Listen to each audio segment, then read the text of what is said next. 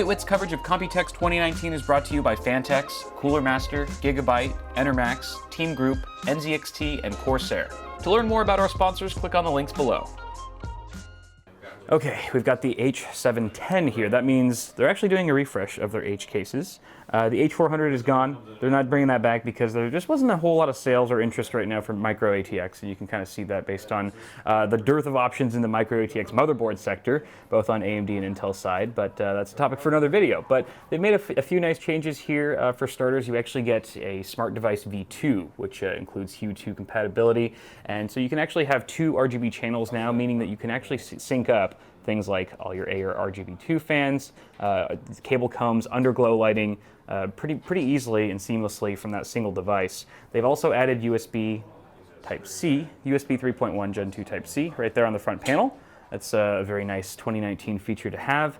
Look at this, there's a nice little slot here for reservoir mounting. I kind of like that option. Very friendly for custom water cooling. Of course, you get the same nice radiator mounting options at the front. Looks like they've got a 360 right there. You can also see they've redesigned the SSD tray here. So there's actually a groove that goes along the power supply shroud. So you can toollessly mount that tray just right there. And the cables obviously go right behind this cable management bar, which is very nice. Additionally, the actual side panel window has been improved as well. There's a single thumb screw back here, and once that's undone, I'm not going to do it right now because I only have one hand free, but essentially you can just pop out the side panel window with a couple push pins. It's very nice, much more seamless than the original design, and it's looking pretty good. So that's the H510 and H510i. Of course, there's going to be a slight price difference between the two. So over here we've got the H510i. Pretty much comes with a lot of the same improvements that we saw on the H510. Also, you get vertical GPU mounting here, which is pretty cool. Obviously, you want to be considerate of airflow if you're going to be popping in particular hot running GPUs. Make sure they're not too close to the side panel there. Make sure you have ample ventilation at the front. And all's good. It's very reflective in here, sorry. Now we have this cute little guy, H210, so the H200, but newly improved if you're going mini ITX and you want more of a small form factor build.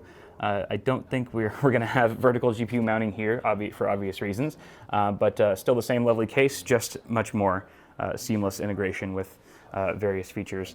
This is the H510 Elite. This is their brand new chassis, so we're kind of using a similar layout as the existing H500. However, you can see that we have a glass front panel, which looks very nice. You can see those Air 2 RGB fans, which are 140 millimeters. They come pre-installed in the case. You'll have to add your own exhaust fans, however.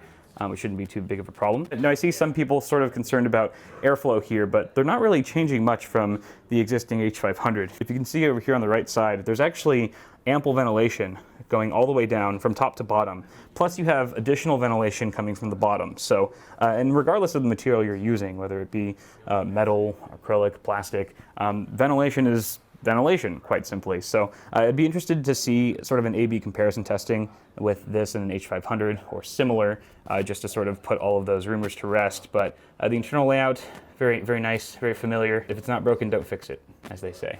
And then there's also been some drastic improvements with NZXT Cam. Their developers are constantly working on making it a better, more seamless software. Again, still very lightweight, very low system resources, but we have these new theme packs that you can actually download, share with your friends if you're kind of lazy and don't feel like being creative. It's very quick and easy to do. One click on the fly adjustments to all of your lighting pretty much changes all the RGB effects inside of your case. H510 also has USB Type-C right there on the front. I should mention also we have 140 millimeter mount at the top, 120 at the rear. It's also worth pointing out that the smart device comes included with this case. There's no option to get it without it, but you kind of wouldn't want to go without it, especially if it's coming with those two RGB fans. So it's smart right out of the box. This is a backside look at the H510, and you can see that we've got our smart device V2 right there.